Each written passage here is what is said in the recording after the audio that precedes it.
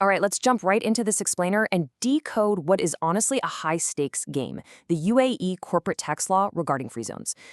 For a long time, free zones have been the UAE's signature economic tool, right? They've drawn businesses from literally all over the globe.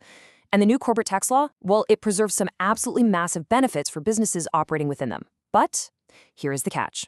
The rules are incredibly precise.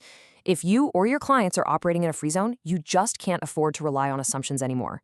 So we're going to unpack the exact framework you need to understand.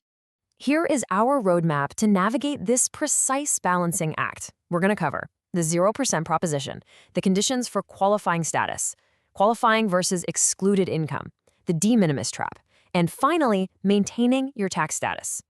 Let's start with Section 1, the 0% proposition. A 0% tax rate. I mean, this is the holy grail we're analyzing today. This is the core proposition that the UAE corporate tax law offers to businesses that can essentially thread the needle. It's a phenomenal advantage, allowing for incredible capital retention and growth. But to actually get this, you have to earn the title of a qualifying free zone person. But here is the stark contrast. This is absolutely not a blanket free zone exemption like in the old days. Getting a client's revenue classification wrong drops you right into the 9% standard rate. You see, the law applies these rates on an income-by-income basis. That means your business might have some revenue taxed at 0%, while other revenue streams get hit with the standard 9%. It requires meticulous bookkeeping and a really deep understanding of exactly where your revenue is coming from. Now, the definition of a qualifying free zone person, or QFCP, demands absolute precision. If you misclassify even a small part of your revenue, you don't just pay 9% on that tiny piece. You can actually jeopardize your entire QFCP status for the whole tax period, and sometimes even for the periods after that. It's very much an all-or-nothing title. Which brings us right to Section 2, Conditions for Qualifying Status. So, what's the actual barrier to entry to even step onto this tightrope? Well, you must maintain adequate substance in the free zone. We are talking about genuine operations here, absolutely not just a mailbox. The authorities want to see real economic activity happening physically within the free zone. You need real people working there, real assets located there, and your core income-generating activities actually taking place inside that free zone. A brass plate company simply will not cut it under this new regime. Think of it kind of like a combination lock. You have to meet all these other conditions at the exact same time. First, you have to derive qualifying income as defined by the cabinet decision. Second, you must consciously ensure you haven't accidentally elected to be subject to the standard corporate tax regime. Third, you've got to play by strict transfer pricing rules and hold the documentation to prove it. And finally, you must meet the de minimis requirement, which we are going to dig into shortly. If you miss just one of these steps, the lock won't open. Moving on to Section 3, Qualifying versus Excluded Income. Next, we have to navigate the maze of what actually counts as qualifying income versus what is strictly excluded. The crucial point here is categorizing your counterparty. That ultimately dictates your tax outcome. If you're transacting with other free zone persons who are the beneficial recipients and the goods aren't consumed for excluded activities, you're generally in the clear. But if you're dealing with non-free zone or foreign persons, the activity itself has to be on a specific approved list. And if you're transacting with mainland UAE persons, well, most of those transactions will not qualify unless they fall under some very specific exceptions. Notice the stark duality here. Things like manufacturing and intellectual property are safe, but permanent establishments, banking, and immovable property outside a free zone are explicitly excluded.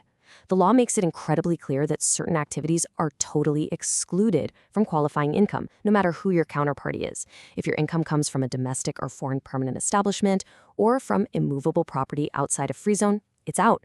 Banking, insurance, finance, and leasing activities are generally excluded too, outside of very specific conditions. You absolutely have to audit your revenue streams against this list. Now for Section 4, the de minimis trap. We've reached the dramatic climax of the law, the tripwire that clients forget the most often. So what is the practical failure mode here? You've built the substance, you're tracking your counterparties, you're documenting your transfer pricing. Where does it actually all go wrong in the real world? The answer is the de minimis threshold. Non-qualifying revenue cannot exceed the lower of 5 million dirhams or 5% of total revenue. That is the absolute ceiling. The law gives you a tiny sliver of grace for non-qualifying revenue, but it is incredibly restrictive. If your non-qualifying revenue hits 5 million dirhams, or if it makes up just 5% of your total revenue, whichever of those two numbers is lower, you breach the threshold. And here is exactly how the trap springs.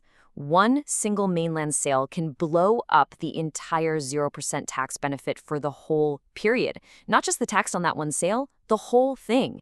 Imagine a free zone client doing perfectly compliant business all year long. Then, in November, they land one huge, lucrative contract with a mainland UAE person that isn't a qualifying activity. They celebrate the big sale, right? But that one sale pushes their non-qualifying revenue to 6%. Because they breached that 5% limit, they lose their qualifying free zone person status entirely. Suddenly, 100% of their income for the entire year is subject to the standard 9% tax rate. It's a total catastrophic failure mode. Which takes us to our final part, Section 5, maintaining your tax status.